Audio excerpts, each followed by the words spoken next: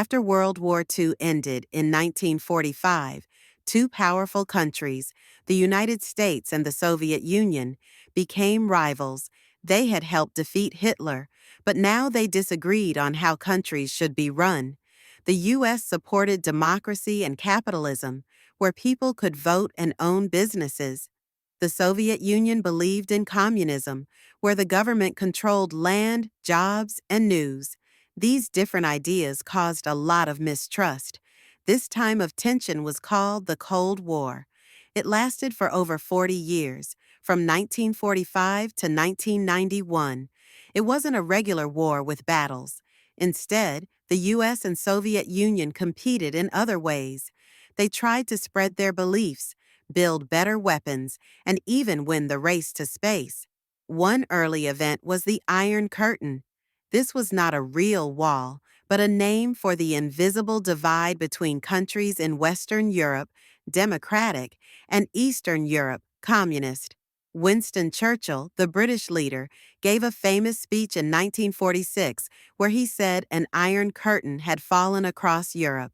In 1948, the Soviet Union blocked roads into West Berlin, trying to force the US, Britain, and France to give it up. But instead of fighting, the Allies flew in supplies every day in the Berlin airlift, helping the people of West Berlin survive for almost a year. In 1961, the Berlin Wall was built by the Soviet-supported East German government. It kept people from escaping communist East Berlin to the free West. Families were divided for decades. In 1962, a scary event called the Cuban Missile Crisis happened. The Soviet Union placed nuclear missiles in Cuba, just 90 miles from the U.S. coast. U.S. President John F. Kennedy warned the Soviet leader, Nikita Khrushchev, to remove them.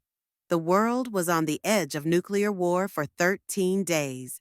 Luckily, the Soviets backed down. The Cold War was also a battle for space.